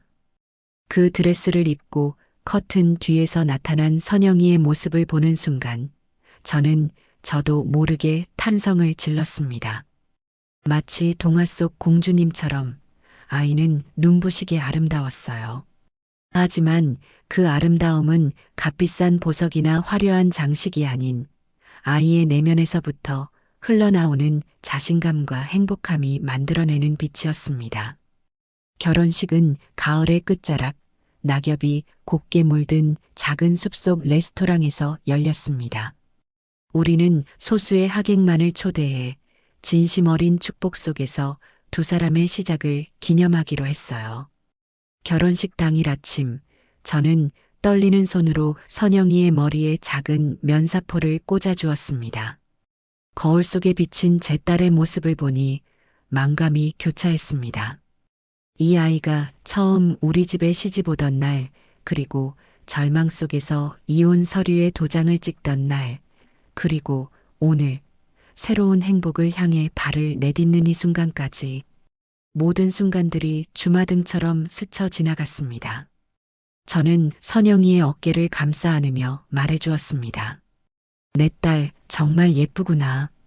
오늘 세상에서 가장 행복해야 한다. 식이 시작되고 저는 선영이의 손을 잡고 버진 로드를 함께 걸었습니다. 한 걸음 한 걸음 내디딜 때마다 가슴 벅찬 감정이 차올랐습니다. 길의 끝에는 민준 씨가 세상 가장 든든하고 행복한 미소로 우리를 기다리고 있었습니다. 저는 민준 씨에게 선영이의 손을 건네주며 아비의 마음으로 그리고 어미의 마음으로 두 사람을 축복했습니다. 두 사람은 서로를 위해 밤새 고민하며 쓴 혼인 서약서를 낭독했고 그들의 진심 어린 약속에 하객들은 눈시울을 붉혔습니다. 반지를 교환하고 축복에 입맞춤을 하는 두 사람의 모습을 보며 저는 더 이상 신랑 측 혼주석에도 신부 측 혼주석에도 속하지 않은 채 그저 우리 가족의 탄생을 지켜보는 증인이 되었습니다. 식이 끝나고 사진사가 우리 세 사람을 불렀습니다. 활짝 웃는 두 아이가 제 양옆에 꼭 붙어 팔짱을 꼈습니다. 카메라 플래시가 터지는 순간 저는 깨달았습니다. 진정한 가족이란 혈연으로 맺어지는 것이 아니라 시련을 함께 이겨내고 서로의 상처를 보듬어주는 사랑으로 완성된다는 것을. 그날 찍은 사진 속에서 우리는 세상 가장 완벽한 세 식구의 모습으로 환하게 웃고 있었습니다. 시간은 고요한 강물처럼 그러나 꽤나 빠른 속도로 흘러갔습니다. 두 아이의 결혼 생활은 꿀처럼 달콤했고 우리 가족의 일상은 더없이 평화로웠습니다. 결혼한 지 3년이라는 시간이 흐르는 동안 정의의 보금자리는 동네의 명물을 넘어 먼 곳에서도 찾아오는 유명 빵집이 되었습니다. 선영이는 이제 한 기업의 대표로서, 민준 씨는 그런 아내를 외조하는 든든한 남편으로서 각자의 자리에서 빛나고 있었죠. 저는 두 아이가 일구어낸 행복의 울타리 안에서 무료하지만 평온한 노년을 보내고 있었습니다. 현우의 이름은 이제 제 기억 속에서 거의 지워져 있었습니다. 가끔 아주 희미하게 떠오를 때도 있었지만 그것은 분노나 원망이 아닌 그저 옅은 안개 같은 아련함에 가까웠습니다. 그 아이도 어딘가에서 자신의 삶을 살아가고 있겠거니 그렇게 생각할 뿐이었어요. 그러던 어느 해 겨울의 초입, 유난히 찬 바람이 불던 날이었습니다.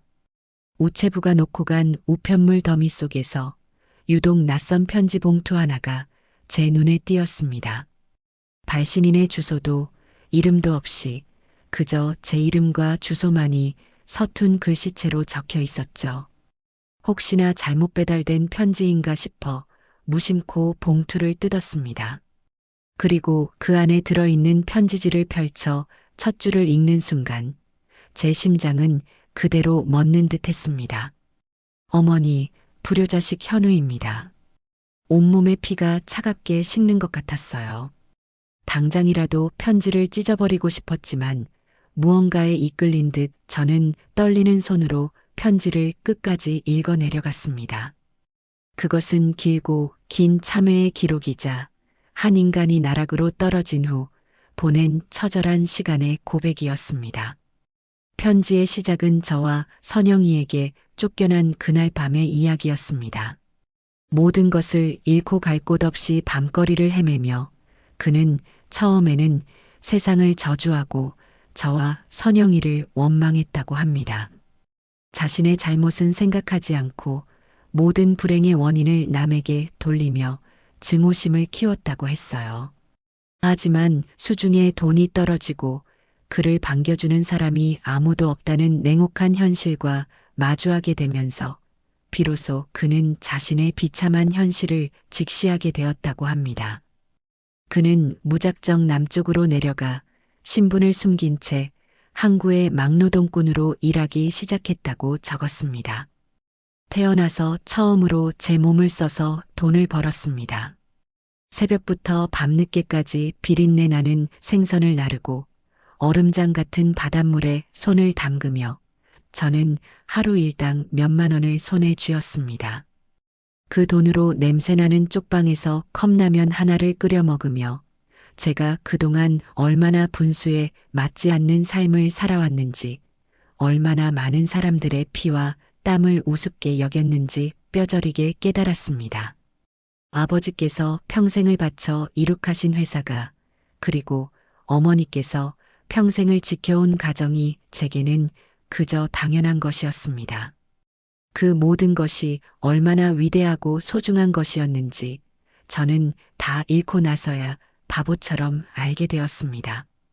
그는 지난 몇 년간 공사판과 공장을 전전하며 자신이 횡령했던 돈을 갚기 위해 닥치는 대로 일했다고 했습니다. 잠잘 시간을 쪼개가며 일에 매달렸고 그렇게 모은 돈을 익명으로 회사에 조금씩 갚아나가고 있다고 했어요.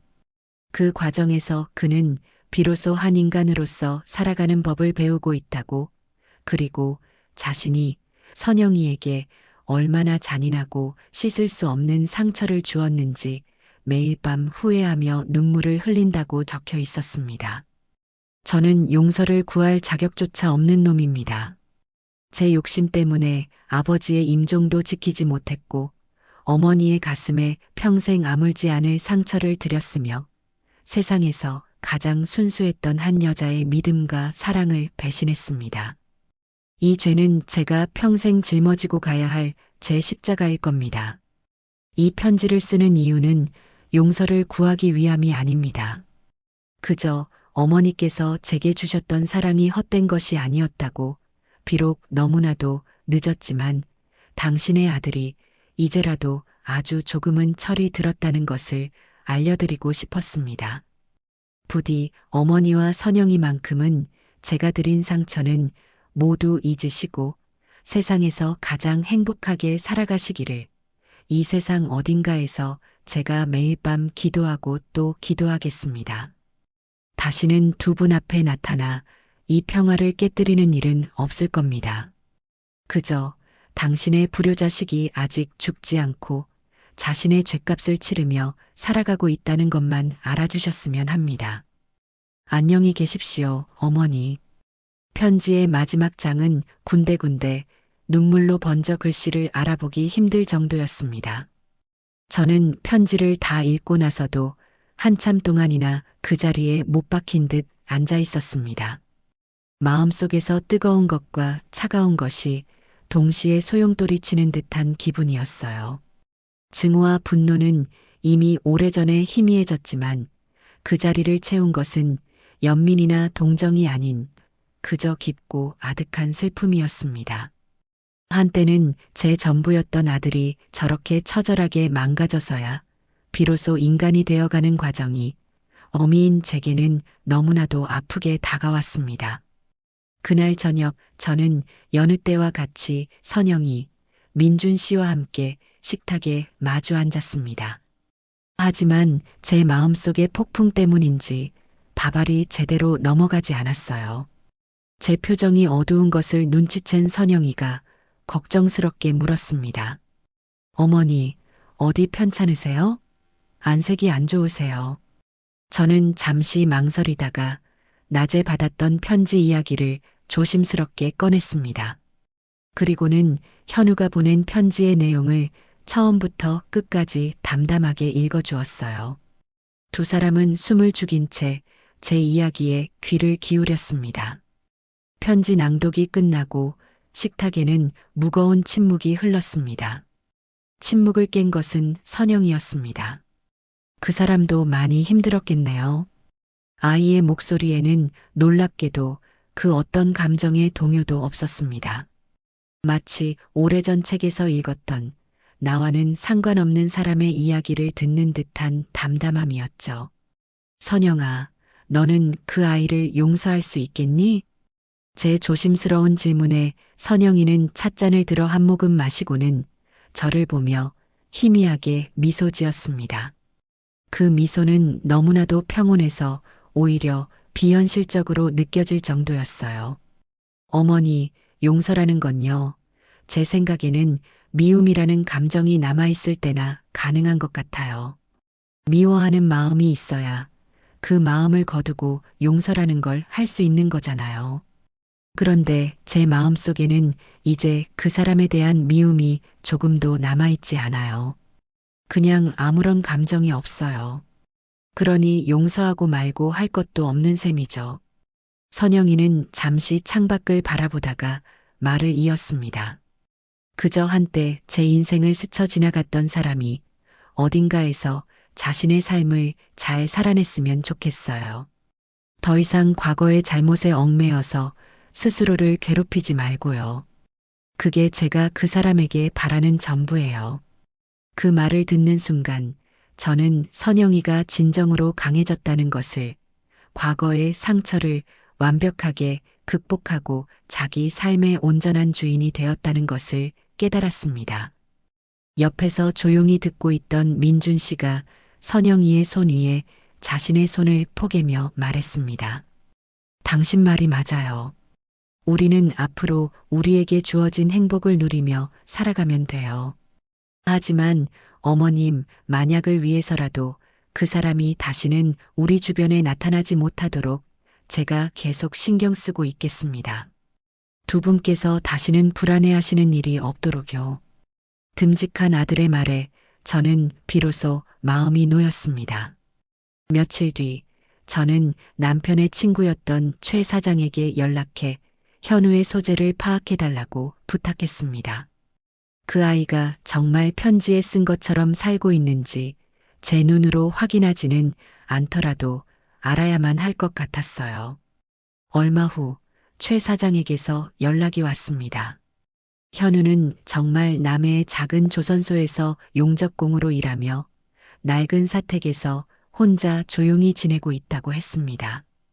일솜씨가 성실해서 주변 평판도 나쁘지 않다고 했어요. 그 소식을 전해 듣고 저는 제가 해야 할 마지막 일이 무엇인지 마음을 정했습니다.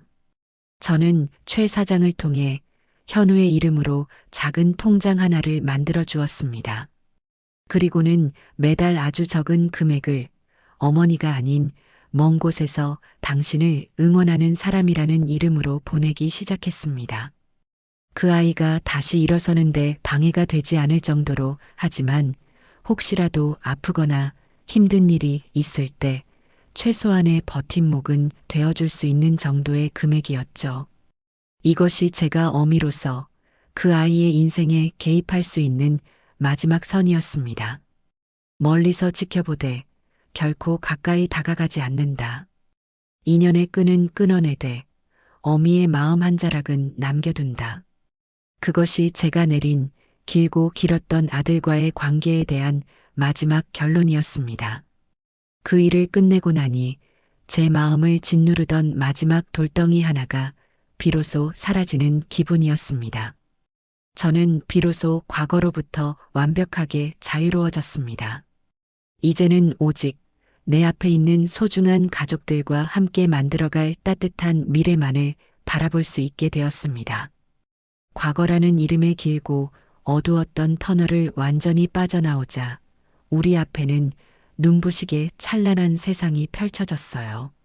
선영이의 뱃속에서 새로운 생명이 자라기 시작한 그날부터 우리 가족의 시간은 이전과는 비교할 수 없을 만큼 풍요롭고 따뜻하게 흘러갔죠. 제 인생의 화양연화가 바로 지금이 아닐까. 저는 매일 아침 눈을 뜨며 그런 생각을 했어요. 한때는 잿더미만 남았다고 생각했던 제 삶의 정원에 이토록 아름다운 꽃들이 다시 피어날 줄은 꿈에도 몰랐으니까요. 선영이의 임신 소식을 처음 알게 된 날은 잊을 수 없는 어느 초봄의 저녁이었습니다. 그날따라 선영이는 저녁 식사를 마친 후에도 안절부절 못하며 제 곁을 맴돌았어요. 무슨 할 말이라도 있는 사람처럼 입술을 달싹이다가 말고 찻잔만 만지작거렸죠. 저는 그런 아이의 모습에 혹시 무슨 걱정거리라도 생긴 건 아닌가 싶어 조용히 물었습니다. 선영아, 무슨 일 있니? 얼굴이 왜 그러니? 어디 안 좋은 데라도 있는 게야? 제 질문에 아이는 고개를 세차게 저으며 이내 결심한 듯 작은 목소리로 말했어요. 어머니, 저 어머니께 선물을 하나 드려도 될까요? 선물이라는 말에 저는 의아해하며 아이를 쳐다보았죠. 선영이는 제게 예쁘게 포장된 작은 상자 하나를 내밀었어요. 이게 뭐냐? 제가 묻자 아이는 그저 얼굴만 붉힌 채 어서 열어보라는 눈짓만 보냈습니다. 조심스럽게 포장지를 뜯고 상자를 열어본 저는 그 안에 담긴 내용물을 보고 순간 숨을 멈췄어요. 상자 안에는 제 손바닥보다도 작은 앙증맞은 아기 신발 한 켤레와 함께 선명한 두 줄이 그어진 작은 막대기가 나란히 놓여 있었죠. 머릿속이 하얘지는 기분이었습니다. 이게 대체 무슨 의미일까? 제가 어리둥절한 표정으로 아이를 쳐다보자 선영이는 눈에 눈물이 그렁그렁한 채로 제게 말했어요. 어머니, 저 할머니 되실 것 같아요. 그 말을 듣는 순간 제 심장이 쿵 하고 내려앉는 것만 같았어요. 온몸에 전율이 흘렀고 손에 들고 있던 상자를 떨어뜨릴 뻔했죠. 기쁨, 감격, 환희, 고마움. 세상의 모든 긍정적인 감정들이 한꺼번에 제 가슴으로 몰려와 폭풍처럼 휘몰아쳤습니다. 저는 아무 말도 하지 못하고 선영이의 얼굴만 멍하니 바라보았어요. 제 눈에서 뜨거운 눈물이 주르륵 흘러내리는 것을 보고서야 선영이가 제 품에 와락 안겼습니다. 어머니, 선영아, 내 딸아. 우리는 한참 동안 서로를 부둥켜 안고 아이처럼 목 놓아 울었어요. 그것은 슬픔의 눈물이 아닌 기쁨과 감사의 눈물이었죠. 그동안 우리가 함께 겪어온 시련과 아픔들이 이 작은 생명의 탄생 소식 하나로 깨끗하게 치유되는 듯한 기분이었습니다. 마침 퇴근하고 돌아온 민준 씨는 현관에 들어서자마자 서로 부둥켜 안고 울고 있는 우리를 보고 기겁을 했어요. 어머님, 선영 씨, 무슨 일입니까? 왜 우시는 거예요? 그는 가방을 내팽개치고 달려와 우리를 떼어놓으며 다급하게 물었죠. 선영이가 울음 섞인 목소리로 여보하며 테스트기를 내밀자 민준 씨는 그것을 받아들고 한참을 들여다보더니 이내 그 의미를 깨닫고는 그 자리에 얼어붙고 말았습니다. 그리고 다음 순간 와 하는 함성과 함께 선영이를 번쩍 들어 올리며 집안을 빙글빙글 돌기 시작했어요. 내가 아빠가 된다. 내가 아빠가 된대. 어린아이처럼 기뻐하는 민준 씨의 모습을 보며 저와 선영이는 눈물 젖은 얼굴로 마주보며 소리내어 웃었죠. 우리 가족에게 찾아온 세상 그 무엇과도 바꿀 수 없는 기적이었습니다. 그날부터 저는 세상에서 가장 행복하고 분주한 예비 할머니가 되었어요. 선영이의 입덧이 시작되자 저희 집 부엌은 24시간 전쟁터나 다름없었죠. 아이는 냄새에 극도로 예민해져서 밥 짓는 냄새만 맡아도 헛구역질을 했어요. 저는 그런 며느리를 위해 온갖 의학 서적과 인터넷 정보를 뒤져가며 입덧에 좋다는 음식을 연구하기 시작했습니다. 새벽 시장에 나가 신선한 과일과 채소를 사오고 상큼한 레몬차와 속을 달래주는 생강차를 끓여 대령했어요. 혹시나 하는 마음에 쌀죽부터 시작해서 호박죽, 잣죽, 전복죽까지 세상의 모든 죽을 다 끓여본 것 같아요. 민준 씨 역시 서툰 솜씨로 아내를 위해 과일을 깎고 밤이면 잠든 아내의 다리를 주물러주며 지극정성으로 보살폈습니다. 입덧이 조금 가라앉고 선영이의 배가 조금씩 불러오기 시작할 무렵 우리는 처음으로 함께 산부인과에 갔어요. 초음파 화면에 나타난 작고 검은 점. 의사 선생님이 아기 심장 소리 한번 들어보실래요? 하며 기계의 볼륨을 높이자 두근, 두근, 두근하고 빠르고 힘차게 뛰는 소리가 진료실을 가득 채웠습니다. 그 소리를 듣는 순간 저는 또다시 눈물을 주체할 수가 없었어요. 저 작고 강인한 심장의 박동이 우리 가족의 새로운 희망처럼 느껴졌기 때문이에요. 그날 이후 저희 세 사람의 가장 큰 즐거움은 저녁마다 선영이의 배에 귀를 대고 아기의 태동을 느끼는 것이었죠. 뱃속에서 꼬물거리며 자신의 존재를 알리는 작은 움직임 하나하나에 우리는 감동하고 기뻐하며 아직 태어나지 않은 아이와 교감했습니다. 시간은 빠르게 흘러 선영이가 만삭의 몸이 되었을 무렵 우리는 정의의 보금자리 2호점의 문을 열게 되었어요. 기존 가게보다 2배는 더 넓고 햇살이 가득 들어오는 통유리로 된 2호점은 선영이와 민준 씨의 오랜 꿈이 담긴 공간이었죠. 개업식 날 가게는 두 사람의 새로운 시작을 축하해주기 위해 찾아온 손님들로 발 디딜 틈이 없었습니다. 디라인의 몸으로 예쁜 원피스를 차려입은 선영이는 그 어느 때보다도 아름답고 당당해 보였어요. 아이는 이제 누군가에게 의지하는 연약한 존재가 아닌 자신의 삶과 사업을 책임지는 어엿한 대표가 되어 있었죠. 개업을 축하하는 의미에서 제가 마이크를 잡고 짧은 축사를 하게 되었어요. 여기 와주신 모든 분들께 진심으로 감사드려요. 저는 오늘 행복이 마치 빵 반죽과도 같다는 생각을 했습니다. 좋은 재료들을 정성껏 한데 모아 반죽하고 때로는 아플 정도로 힘껏 치대고 눌러주어야만 비로소 따뜻한 오븐 속에서 맛있게 부풀어 오를 준비를 마치게 되니까요. 기다림의 시간 또한 반드시 필요하고요.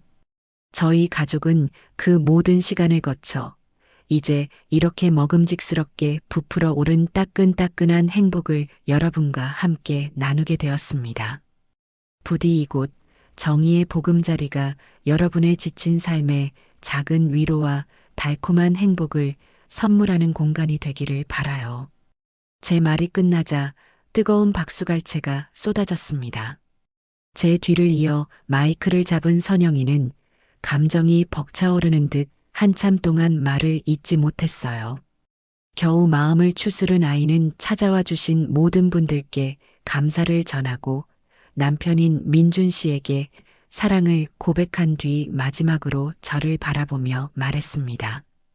그리고 세상에서 가장 든든한 제 편이 되어주신 우리 어머니. 어머니가 아니었다면 오늘의 저는 없었을 거예요. 절망의 구렁텅이에서 저를 꺼내주시고 다시 일어설 용기를 주신 분이 바로 어머니셨어요. 이 가게는 어머니께서 제게 주신 두 번째 인생 그 자체예요. 어머니, 정말 감사하고 사랑해요.